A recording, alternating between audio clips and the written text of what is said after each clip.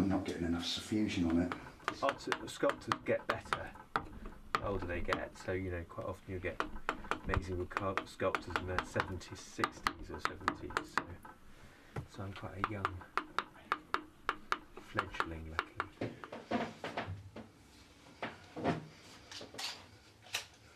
No, it's just.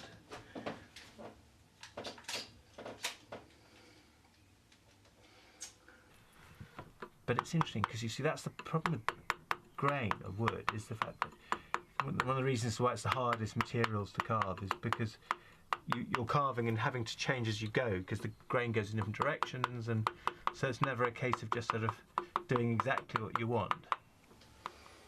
Mm-hmm.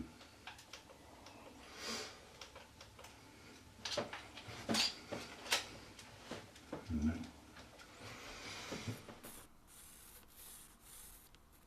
And it's the best way of working out what shape curve you want, because then you can draw on it and see where you're going. Right. This is puzzling me.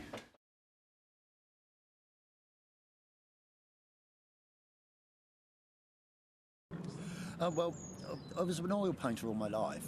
It's something I had done since I was a kid, and it's something that I always thought I would be faithful to forever. You know, there was a sort of loyalty to it. But by the time I started to get into my early 30s, I became so disillusioned because I would find the process itself kind of stifling. It was never exciting. I would conceptualise a picture, I would carry it through to the end and end up with exactly what I knew I would.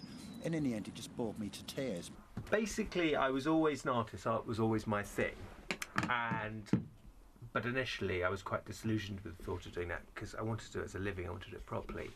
And a lot of the artists that I knew spent a lot of time making stuff that wasn't selling. So it was later on, when I was in my teens, that having come back from a gap year in Australia, I was lucky enough to be. I found a job. Framing and Gilding is quite a nice firm in London. I moved from being a figurative painter to an abstract painter. I stopped using brushes, started using palette knives, and my pictures got smaller and smaller until I sort of painted myself out of being a painter. Do you know what I mean? The whole process became so minimal that in the end I just stopped. And at that point I thought I'll never be an artist again. Within about 2.5 years, I was staying with this girl, kind of living with her, and I was bringing up my goddaughter, and I started to photograph her like you do when they're babies. And I quite got into the framing. I thought, well, maybe if I learnt to carve it, then I could create my own frames, and a little bit like Art Nouveau period, where they design their own frames. I thought I could create a whole new line of modern frames. So I then went to a place called Sitting Guilds Art College, which is one of the few places that taught wood carving. And I started to look at this little cheap digital camera I was using. I was thinking, well, this thing, something just went off in my head, and I just thought, like, it reminded me of all those distorted photos that I'd always really liked, and I kind of put two and two together there, and then I thought, hold on, this has got some sort of potential. So I started experimenting with it. And started getting into carving. The framing went out the window, and I got more and more into the actual carving and sculpting in itself.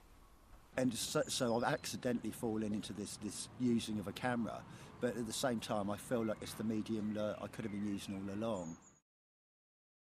I think just the fact that they're like the beasts. I mean, in medieval times there were bestiaries, and people believed there were beasts around every corner, and nature was exciting and dangerous, and you didn't know whether you were going to come out of the woods and we've lost that wonder, that slight fear of nature, and the final beasts of this country are the insects, these creatures, these eating, killing machines that they may be small, but if you make them big, they become exciting and exotic.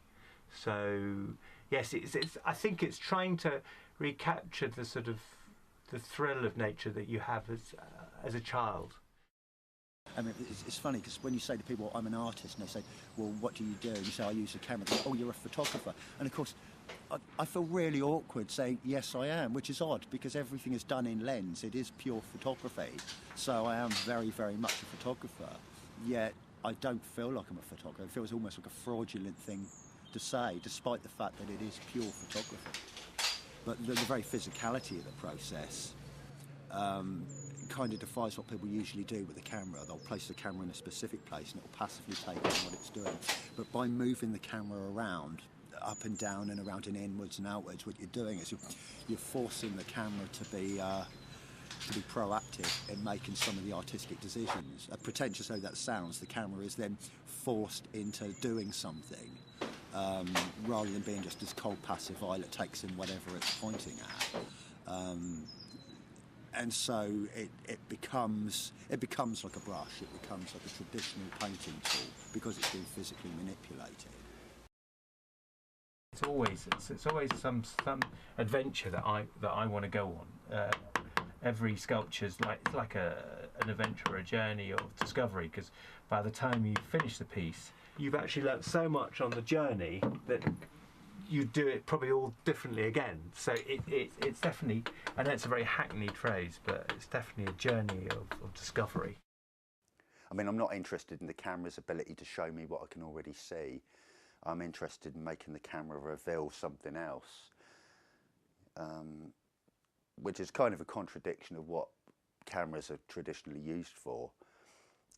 But to me, that's the reason for using it. I like that challenge. I like that kind of paradox of making the camera lie, making it see what's not there.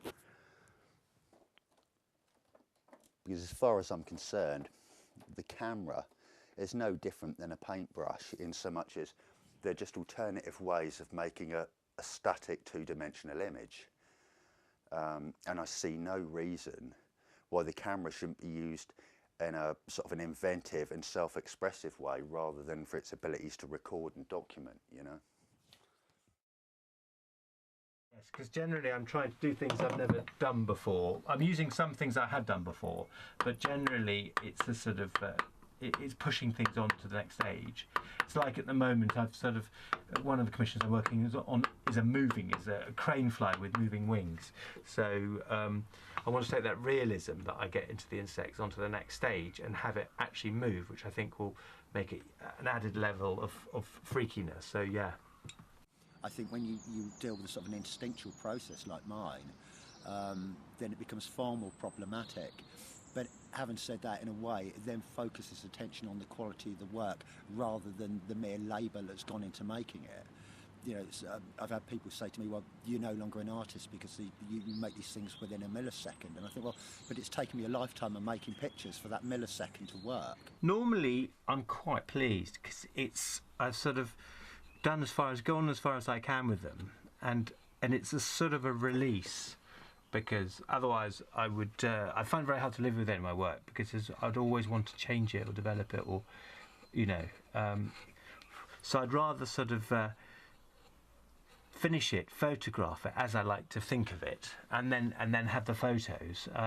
Though I mean, it is nice to come back to pieces and sort of re-see, you know, with hindsight, have a look at them sort of years later. But no, I sort of always generally very happy to move on from them. Well, I'm not clicking around with software and whatever, which is all very cool, people using that stuff. Those are great tools for what they do. But I think that's the paradox, that my work will be seen off by a lot of mainstream photographers as wrong or bad, or that's not what real photography is supposed to be. And yet photography at its most stripped down, at its most rudimentary, really.